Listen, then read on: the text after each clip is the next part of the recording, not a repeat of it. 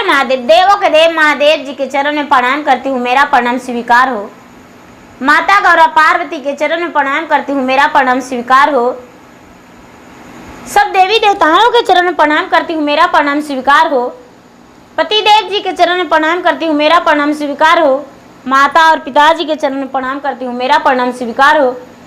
गुरु भाई बहना, मैं एक तीज व्रत कथा सुनाने जा रही हूँ जो पार्वती और भोलेनाथ का मिलन हुआ था और पार्वती का भोलेनाथ कैसे स्वीकारे थे और कितना तपस्या किए थे। तो गुरु भाई बहना, जो भी सुहागने तीज व्रत करते हैं उन्हें कथा जरूरी सुनना चाहिए, क्योंकि कथा सुनने से जन्मों जन्मांतर सातों जन्म तक सुहागिन रहती है। तो चलिए कथा शुरू करते हैं। गुरु भाई बहना, एक बार की बात है कि माता पार्वती अपने पिता के साथ, जो उनके पिता पर्वतराज थे, उनके साथ जंगल में घूमने गए थे और ठंडी ठंडी हवा में हवा ले रहे थे। वृक्ष के नीचे बैठे हुए थे। तभी देखें कि बहुत बड़े घने जटे वाले, बहुत बड़ा विषैला रूप, उनका गले में नाग का हार, कमर में मिर्गा छाला, हाथ में त्रिशूल डमरू, एक भयानक रूप वाले पर्वत पे घूम रहे हैं। ना ही उन्हें धूप लग रहा है और ना ही तो गर्मी। पार्वती कहते हैं अपने पिता से, हे पिताजी,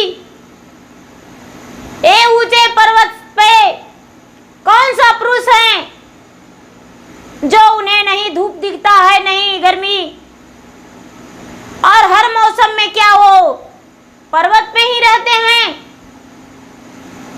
ये जो उनके पिता थे कहते हैं कि पुत्री, तुम नहीं जानती हो, अभी तुम छोटी हो।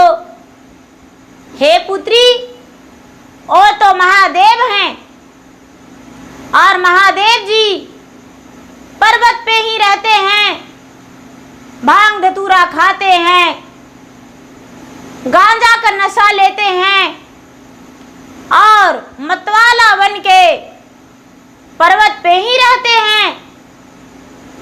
इतना बात गौरी सुने तो मन ही मन सोचते हैं कि अरे ये तो मेरे ही पति होने वाले हैं। महादेव तो कोई और नहीं, गौरी का पति महादेव हैं, यही बनेंगे। इनके लिए तो मैंने आस लगाई बैठी थी, इनके लिए मुझे तपस्या करना चाहिए। गुरु बहना, जो पार्वती थी अपने पिता के साथ, गौरी चली गई और जाकर आराम से अपने माता के साथ रात बिताई। सवेरा हुआ तो अपने सखी के बोली, हे सखी, हम पर्वत पर जाएंगे अपने महादेव के खोज में, तपस्या में, क्या तू मुझे साथ देगी और चलेगी? महादेव जी कहते हैं, सखी बोलती है कि हाँ हाँ, तुम्हें मिलाने में जरूर अवश्य मदद करेंगे, हम अवश्य चलेंगे। गौरी ने क्या किया कि एक सोने का थाल में अच्छा चंदन, धूप, दीप, पुष्प, सारा सामग्री, रोड़ी, सब कुछ ले ली और लेकर भांग धतूरा और लेकर उसी पर्वत पे चली गई जहाँ पे महादेव जी घूम रहे थे। उसी पर्वत पे एक बहुत बड़ा गुफा था जिसमें पूरा अंधियाला ही अंधियाला था। उसी गुफा के पास जाकर अपने सखी को कहती है कि हे सखी, आप कृपया लौट जाए अपना घर और मुझे अपने महादेव के पाने के लिए तपस्या करने दें। कृपा करके मुझसे मिलने नहीं आवे, क्योंकि मेरे मिलन में भंग हो जाएगा, मेरा तपस्या टूट जाएगा। और इस बात को मेरे माता से मत बताना, मेरे पिताजी से मत बताना, क्योंकि मैं तो तपस्या करने आया हूं। गुरु बहना, जो भी सखी थी उनका सारा सखियां घूर गई और पार्वती एक सुंदर सा मिट्टी का शिवलिंग बनाई, बालू का रेत का, और शिवलिंग बना के और उस पे अपने थाल से पुष्प चढ़ाने लगी और पुष्प से बोली कि हे पुष्प, मेरे थाल से तू कभी खत्म मत होना, मेरे थाल में भरे रहना। और मैं अपने हाथों से अपने महादेव के शिवलिंग पे पुष्प चढ़ाते रहेंगे, चंदन और रोड़ी लगाते रही और पुष्प चढ़ाते रही, बेल पात्र चढ़ाते रही, मांग धतूरा के भोग लगाने लगी और हाथ जोड़कर तपस्या में लग गई। जब भी सवेरा होता तो पुष्प चढ़ा देती और मांग धतूरा के भोग लगाती, बेलपत्र चढ़ाती, उसका थाल से कभी घटता नहीं। सती गौरी थी तो भला कैसे घटता, सच से उनका थाल में भरा था। गुरु बहना, ये गौरी जो थी, गौरी तपस्या में सालों बिता दी। धीरे धीरे धीरे धीरे इनका तपस्या का 12 वर्ष पूरने वाला था। गौरी के माता पिता व्याकुल हो गए, चारों तरफ खोजते खोजते पूरा परेशान हो गए, लेकिन गौरी नहीं मिली। गौरी के जो माता पिता थे वो विष्णु भगवान के पास चिट्ठी लिखकर भेजे कि हे विष्णु जी, आप मेरे गौरी से विवाह कर लीजिए। मेरा गौरी जो है जग में सबसे सुंदरी है। इतना बात सुनकर पूरे खुश हो गए विष्णु जी और विवाह के लिए हाँ कह दिए। लेकिन गौरी का तो अता पता ही नहीं था। गुरु भाई बहना, अब गौरी के परीक्षा के लिए महादेव जी लग गए कि मेरे आस में तो गौरी लगी हुई है, लेकिन इनका परीक्षा भी लेना तो जरूरी है। महादेव जी जंगल के पशुओं को भेज दिए, जैसे चीता हो, शेर हो, तो उन लोगों का भेजकर गौरी के पास डराने के लिए भेजे। गौरी के पास गुफा में जाकर शेर चीता पूरा चिल्लाने लगा, गरजने लगा, लेकिन गौरी अपना आंख नहीं खोली और तपस्या में अपने महादेव के पाने के लिए लगी हुई थी। गुरु भाई बहना, जब गौरी अपना आंखें नहीं खोली तो महादेव जी क्या किए कि अपने गले का नाग उतार दिए और नाग को फेंक दिए कि जा गौरी के आगे पीछे लौटना। गौरी के पास अनेकों नाग हो गया और चारों तरफ गूंजने लगा नाग का आवाज। गौरी आंखें खोली तो देखती है कि पूरा चारों तरफ नाग ही नाग गूंज रहा है। गौरी सोचती है कि ये सब तो रचना महादेव का है और ऐसा भला मेरे साथ कौन कर सकता, ये तो रचना सब महादेव ही रचे होंगे।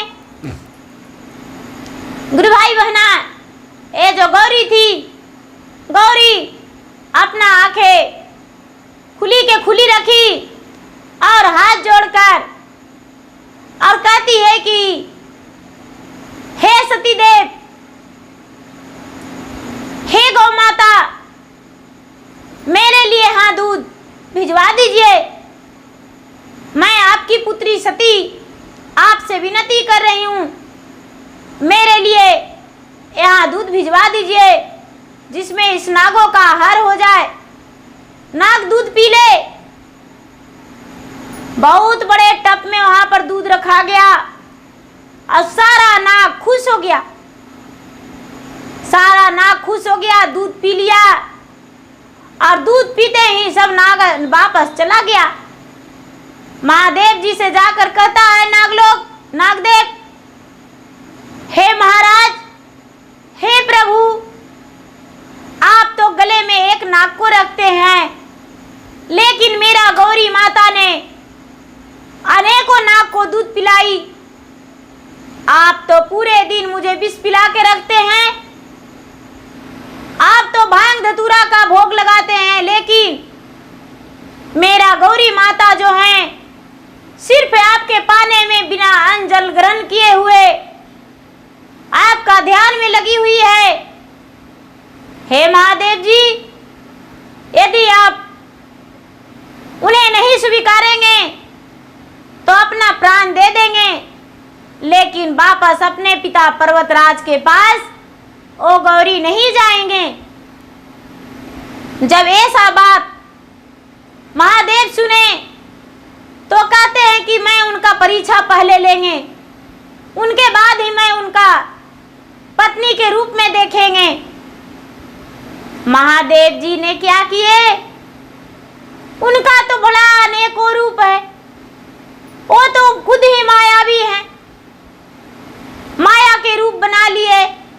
एक बूढ़ा 80 बरस का बन गए, बड़े बड़े उनका जो जटा था दिखने में भाल बंदर की तरह कर लिए, और उनका दांत जो था पूरा बड़ा बड़ा हो गया, शरीर का मांस ढुल गया, और चले गए गौरी के पास।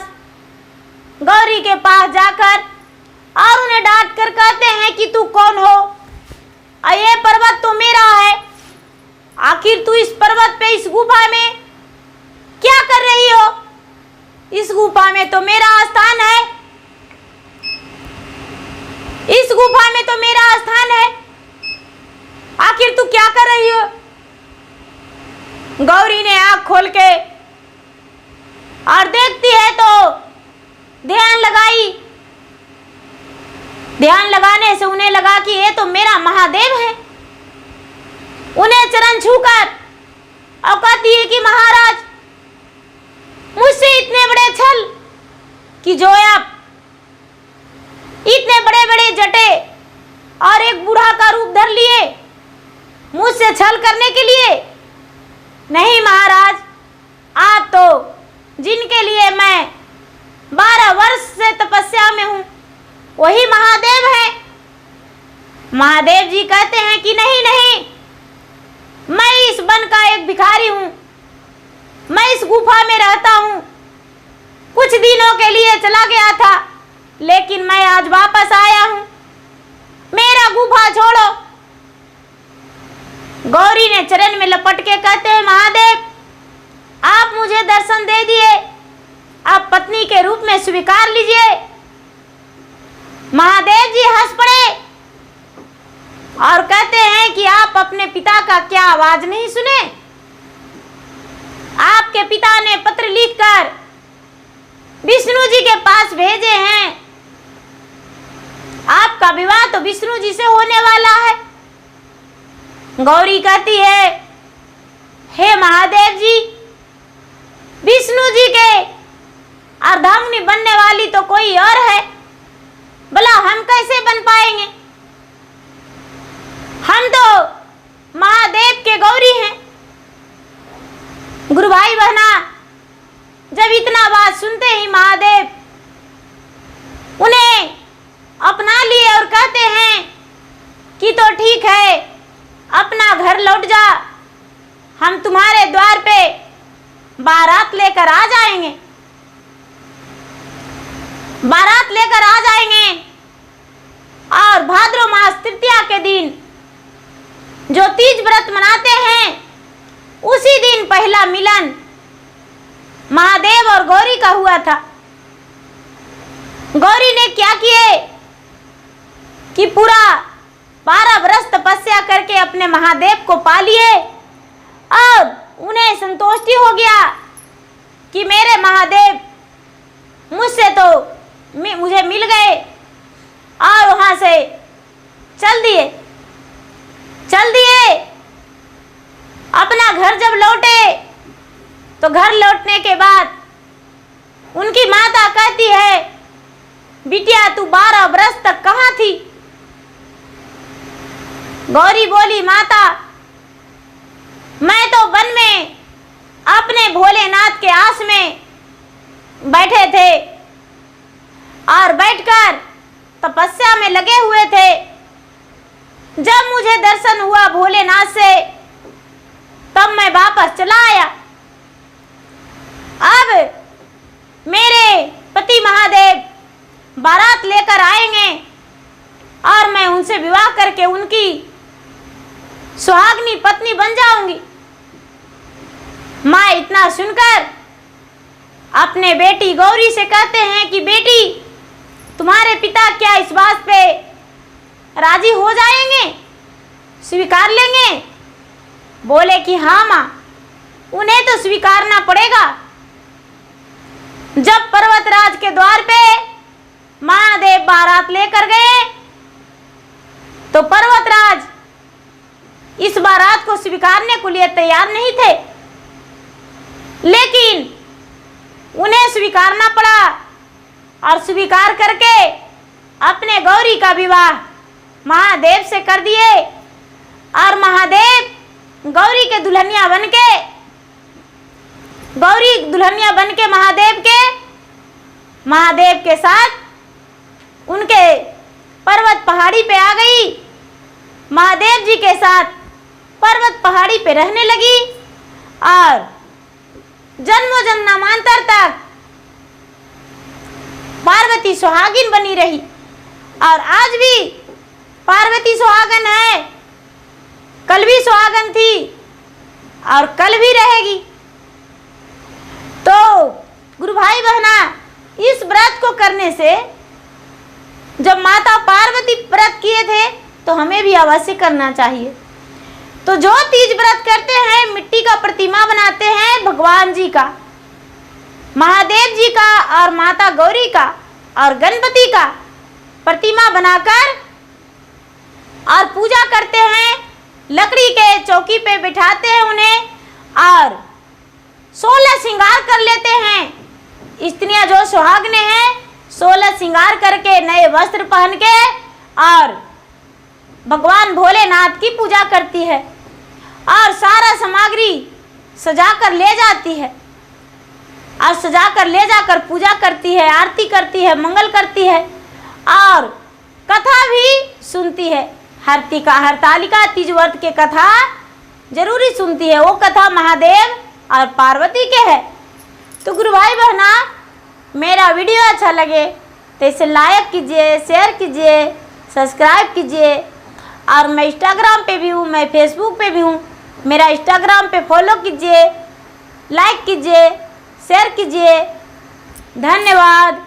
हर हर महादेव, घर घर महादेव।